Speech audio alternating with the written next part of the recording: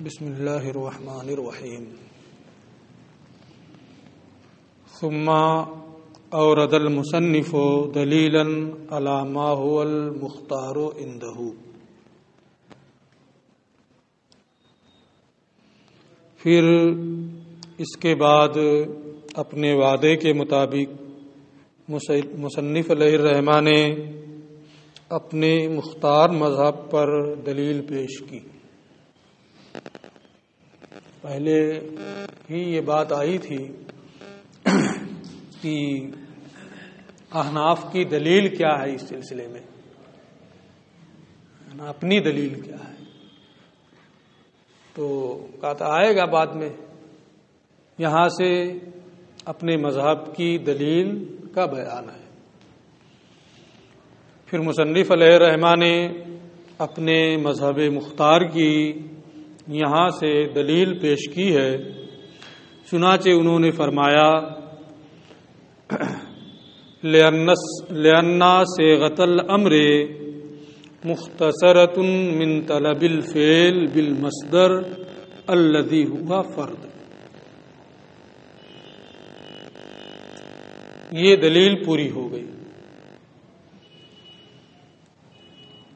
امر نہ تکرار کا تقاضا کرتا ہے اور نہ تکرار کا احتمال رکھتا ہے. اس کی دلیل یہ ہے کہ امر مختصر ہے، امر کا صیغہ مختصر ہے. فعل کو ایسے مصدر سے طلب کرنے سے جو فرد ہے، واحد ہے. یعنی صیغہ امر یہ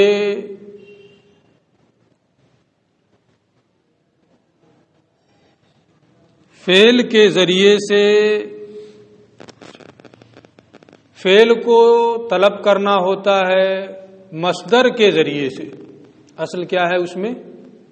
مصدر کے ذریعے سے فعل کو طلب کرنا. پہلے جو بتایا تھا اب اسی میں تھوڑی سی تبدیلی آ جائے گی.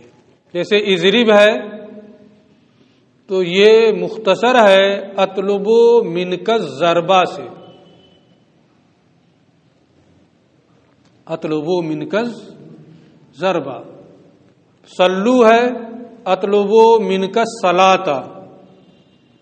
صومو ہے اطلب منک الصوم. تو فعل کو مصدر کے ذریعے سے طلب کرنے سے مختصر ہے صیغہ امر. اطلب منک الصلاۃ یہ تفصیلی جملہ ہے اور اسی کا مختصر کیا ہے؟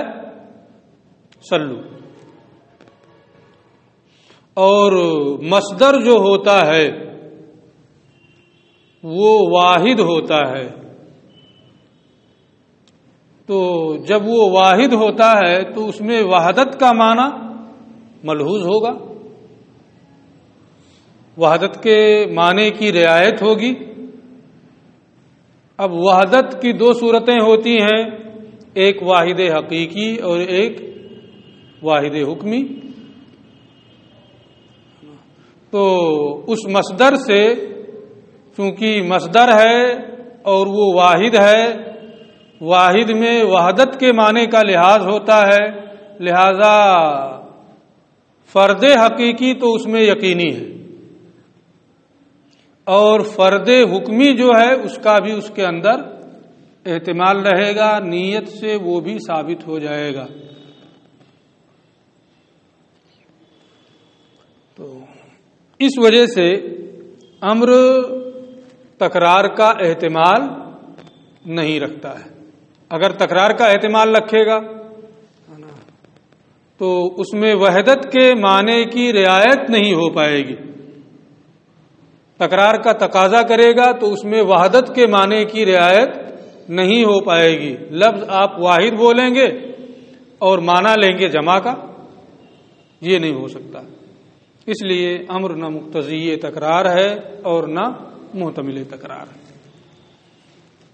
اسی کو یہ تفصیل سے نیچے بیان کر رہے ہیں.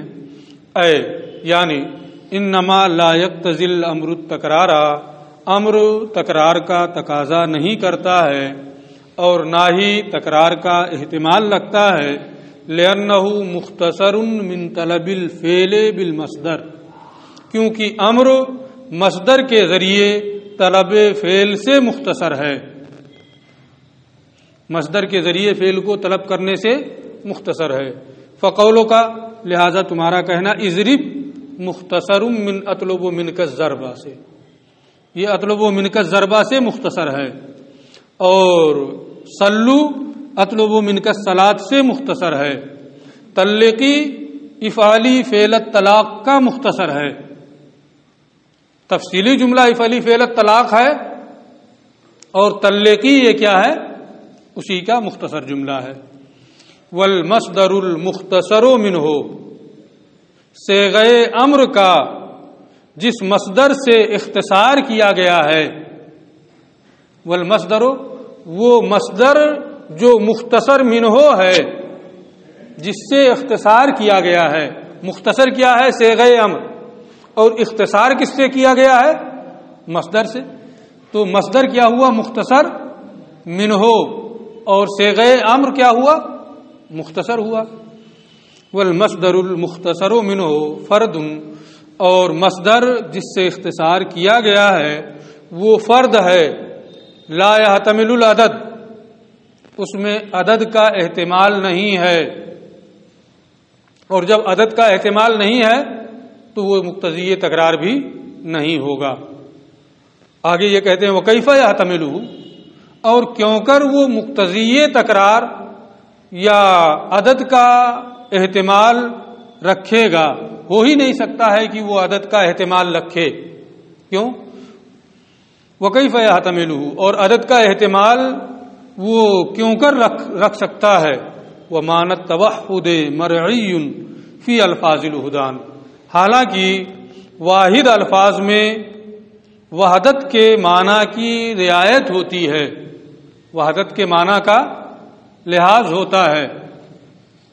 وحدت کا معنی اس میں پایا جانا چاہیے، چاہے واحد حقیقی کی صورت میں یا واحد حکمی کی صورت میں. فالفعل المختصر منہ، تو جب اصل جملہ جو ہے مصدر جس میں ہے افعال، کیا نام ہے، افعالی فعل الطلاق، اس میں مصدر ہے، وہ واحد ہے، واحد میں وحدت کے معنی کی رعایت ہے، وہ عدد کا احتمال نہیں رکھے گا. تو جو جملہ اس سے مختصر کیا گیا یعنی صیغہ امر، وہ بدرجہ اولا عدد کا احتمال نہیں رکھے گا. مختصر منہوں میں جب عدد کا احتمال نہیں ہے تو مختصر میں بدرجہ اولا عدد کا احتمال نہیں ہوگا. فالفعل المختصر منہ، تو جس فعل کا مصدر سے اختصار کیا گیا ہے، اولا ان لا يحتمل العدد، بدرجہ اولا وہ عدد کا احتمال نہیں رکھے گا.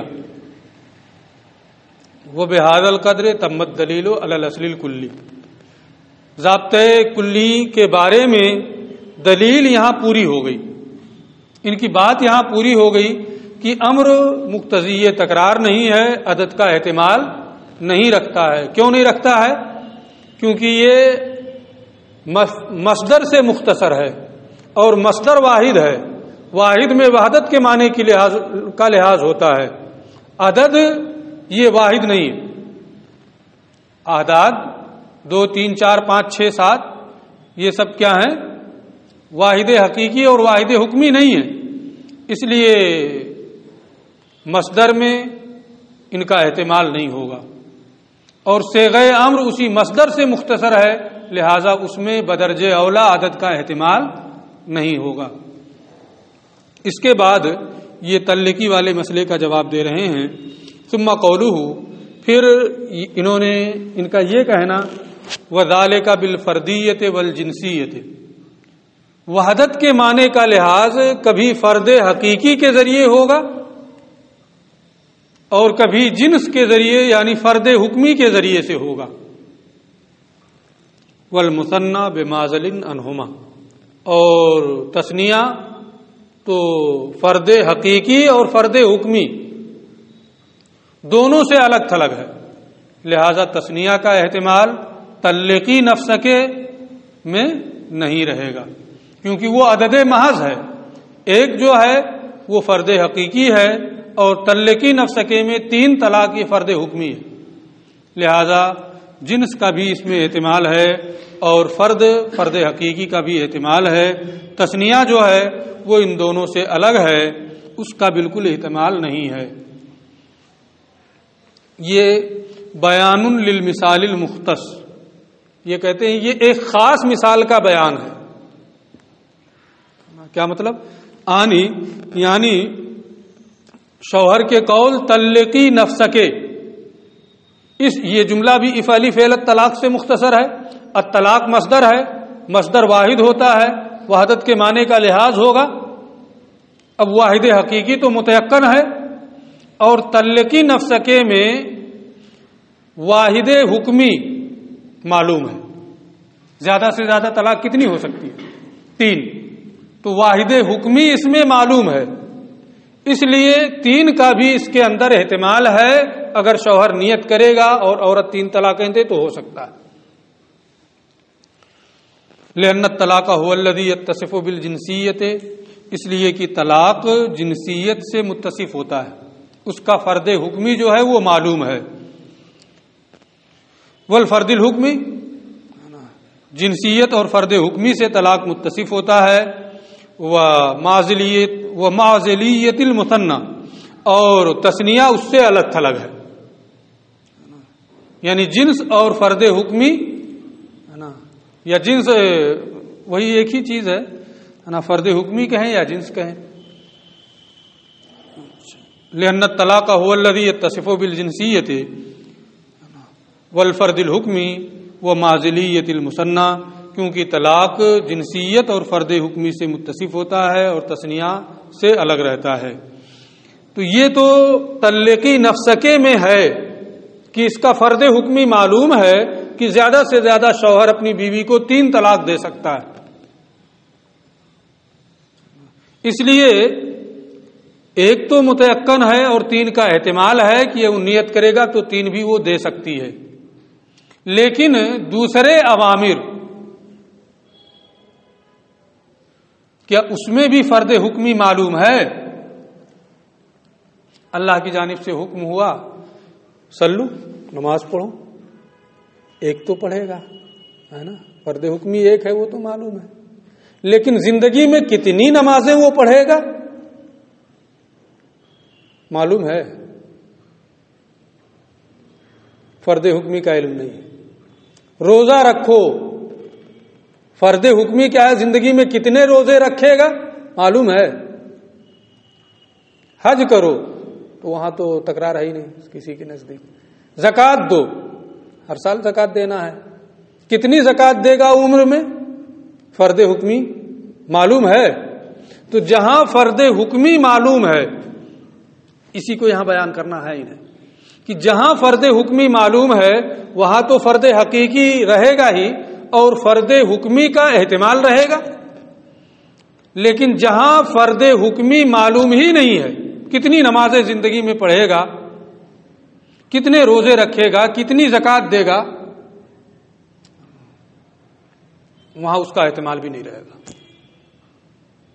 کیونکہ کتنی نمازیں پڑھے گا وہ تو زندگی کے آخر میں معلوم ہوگا، جب مرنے لگے گا، مر جائے گا تو ہے نا۔ ایسے ہی زکوٰۃ کا بھی ہے، روزے کا بھی ہے۔ اسی کو یہ کہہ رہے ہیں کہ وَأَمَّا مَا سِوَاهُ، طلاق کے علاوہ جو دوسرے اوامر ہیں، فَلَا يُعْلَمُ فِيهِ الْفَرْدُ الْحُكْمِ إِلَّا فِي آخِرِ الْأُمُورِ، اس میں فرد حکمی کا علم کب ہوگا؟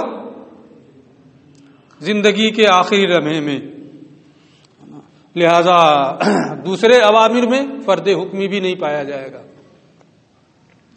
اب ایک اہم اعتراض جو احناف پر ہوتا ہے اس کو یہ بیان کر رہے ہیں کہ آپ یہ کہہ رہے ہیں کہ امر نہ تکرار کا تقاضا کرتا ہے نہ تکرار کا احتمال رکھتا ہے، پھر بھی آپ روزانہ کہتے ہیں نماز پڑھو، ہر سال کہتے ہیں روزہ رکھو، ہر سال کہتے ہیں زکوٰۃ نکالو، اگر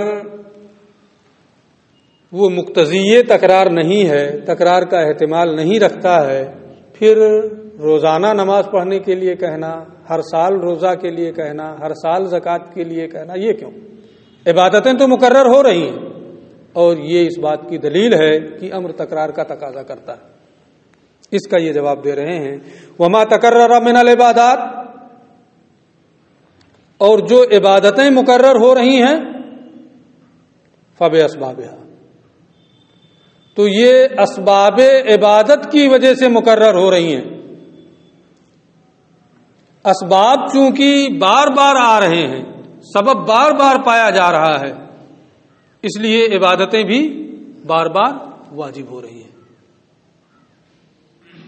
ظہر کا وقت روزانہ آتا ہے نا، آج ہے، آج سبب پایا گیا، آج بھی واجب، کل آئے گا، کل بھی ظہر کا وقت آئے گا، پھر سبب پایا گیا، پھر واجب، تیسرے دن، چوتھے دن، پانچویں دن، تو اوامر کی وجہ سے عبادتوں کا تکرار نہیں ہے۔ عبادتوں میں جو تکرار ہے وہ ان عبادتوں کے اسباب کے مقرر ہونے کی وجہ سے تکرار ہے۔ یہی وجہ ہے کہ حج میں چونکہ عبادت کا جو سبب ہے وہ مقرر نہیں ہے، اسی لیے حج مقرر نہیں ہے، ایک ہی مرتبہ کافی ہے۔ نماز کے واجب ہونے کا سبب کیا ہے؟ وقت ہے نہ، روزے کے بھی واجب ہونے کا سبب وقت ہے، شہود رمضان۔ زکوٰۃ کے واجب ہونے کا سبب کیا ہے؟ مالک نصاب ہونا۔ یہ مقرر ہوتا رہتا ہے، وقت مقرر ہوتا ہے نا، مالک نصاب ہونا مقرر ہوتا رہتا ہے، اور جب مقرر ہوتا ہے تو انہی اسباب کی وجہ سے عبادتوں میں بھی تقرر ہوتا ہے۔ حج میں حج کے واجب ہونے کا سبب کیا ہے؟ بیت اللہ، وہ بھی ایک ہے، ہر سال بدلتا رہتا ہے، غلاف بدل دینے سے خانہ کعبہ تھوڑا بدل جائے گا، ہے نا؟ تو اس میں جو سبب ہے اس میں تکرار نہیں ہے، اسی لیے حج میں بھی تکرار نہیں۔ تو عبادتوں میں جو تکرار ہے وہ اوامر کی وجہ سے نہیں ہے، بلکہ عبادتوں میں تکرار کس وجہ سے ہے؟ اسباب کی وجہ سے ہے۔ اس میں مزید تفصیل یہ کریں گے، ابھی اتنا دیکھیں۔ جواب سوال یرد علینا، یہ ایک اعتراض کا جواب ہے جو ہمارے اوپر پڑتا ہے۔ وہ اعتراض یہ ہے کہ ان الامر اذا لم یقتضی تکرار، کہ امر جب تکرار کا تقاضا نہیں کرتا، ولم یحتمل ہو، اور اس کا احتمال بھی نہیں رکھتا ہے، فبأی وجہ تتکرر العبادات، پھر عبادتیں کس وجہ سے بار بار ہو رہی ہیں، مقرر ہو رہی ہیں؟ جیسے نماز ہے، روزہ ہے، اور اس کے علاوہ کیوں بار بار نماز پڑھی جا رہی ہے، ہر سال روزہ رکھا جا رہا ہے؟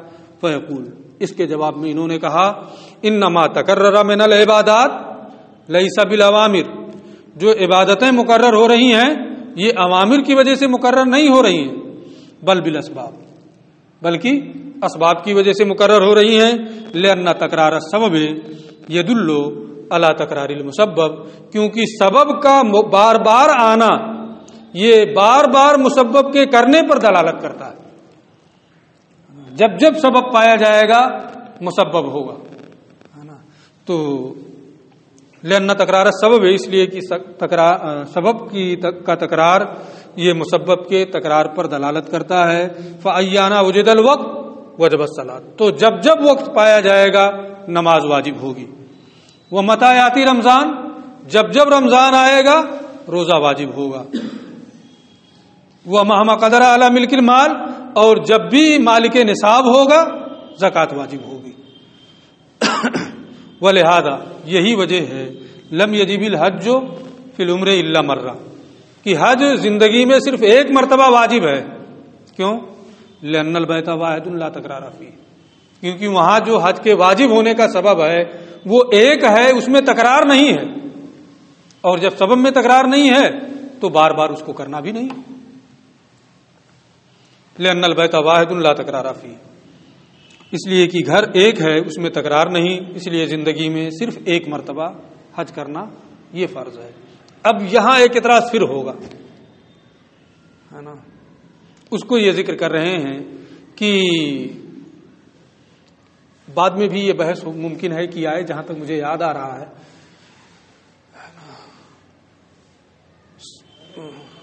سبب یہ نفس وقت ہے نا، یہ نفس وجوب کا سبب ہوتا ہے. ایک ہے نفس وجوب، ذمے میں واجب ہونا، ایک ہے وجوب ادا، کرنے کا مطالبہ، کرو. دو چیزیں ہیں نا، اسی فرق کو سمجھنا ہے نا. ایک ہے نفس وجوب ہے نا، واجب ہونا، صرف واجب ہونا، اور ایک کیا ہے وجوب ادا، ادائیگی کا مطالبہ. تو وقت جو ہے یہ نفس وجوب کا سبب ہے. وقت کس کا سبب ہے؟ نفس وجوب کا. وجوب ادا کا سبب کیا ہے؟ امر ہے. تو پھر اعتراض پلٹے گا کہ وقت تو نفس وجوب کا سبب ہے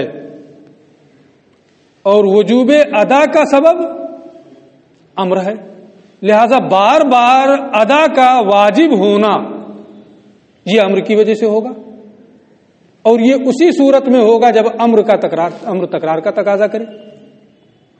اگر وہ امر تکرار کا تقاضا نہیں کر رہا ہے تو پھر بار بار کیوں وجوب ادا ہوگا؟ نفس وجوب ہو جائے ٹھیک ہے، آپ اسباب کی بنیاد پر کہہ رہے ہیں، لیکن وجوب ادا تو امر سے ہوگا نا.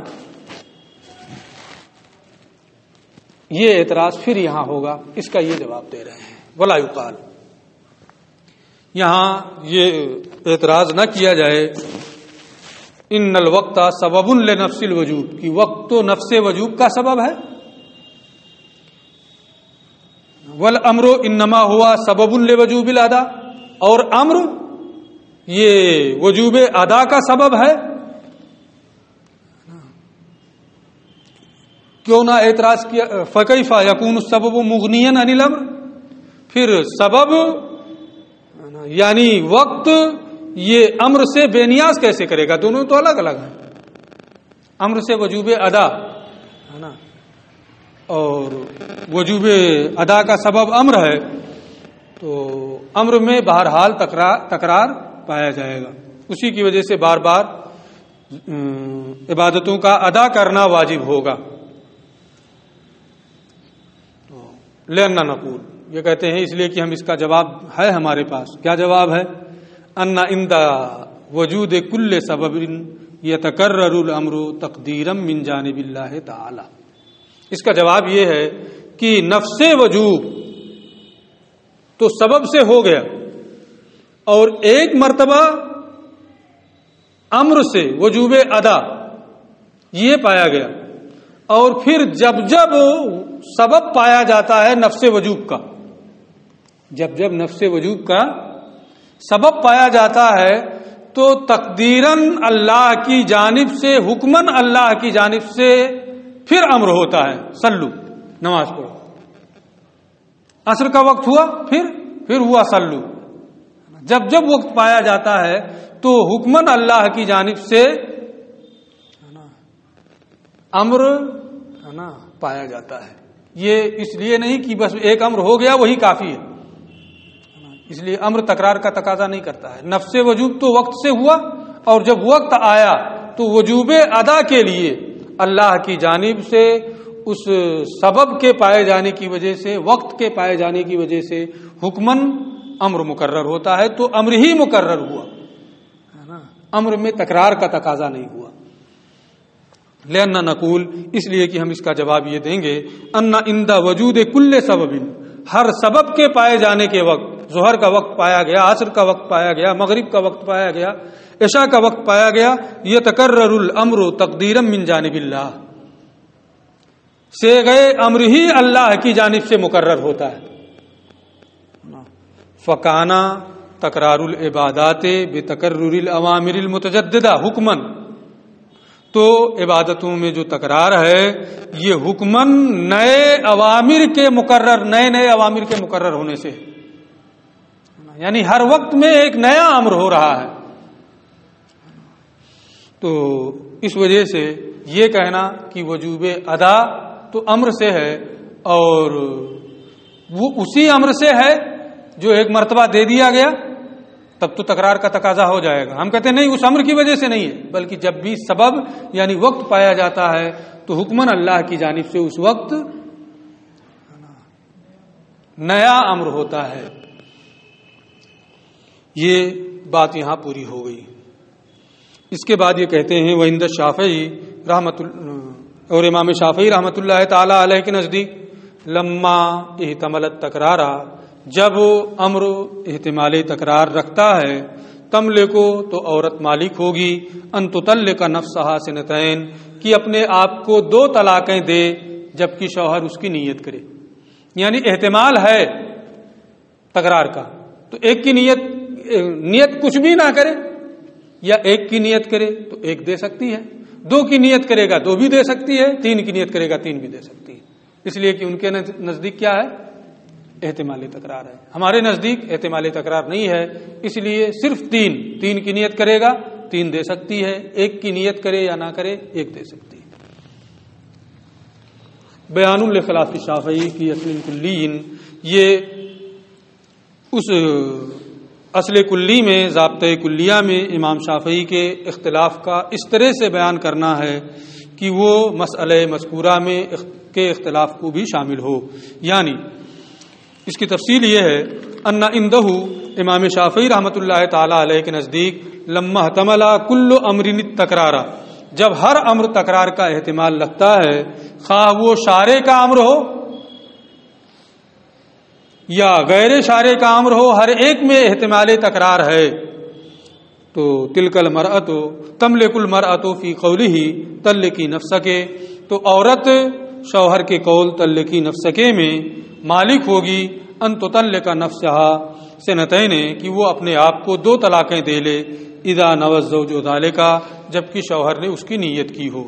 وإن لم ينوي او نوى واحدۃ، اور اگر شوہر نے کوئی نیت نہیں کی یا ایک طلاق کی نیت کی ہے، فلها ان تطلق نفسها واحدہ، تو وہ اپنے آپ کو 1 طلاق دے سکتی ہے. یہ بات یہاں پوری ہو گئی. پھر اس کے بعد آیت کیا نام ہے، اس میں فاعل کا بیان چلے گا اور یہ بہت مختصر بحث ہے، 1 صفحے میں پورا ہو جائے گا. اور پھر اس کے بعد حکم امر ادا اور قضا وغیرہ کا بیان شروع ہوگا، جو بہت تفصیلی بحث ہے. اور میرا خیال ہے یہ بحث کتاب ہی کو ختم کر دے گی.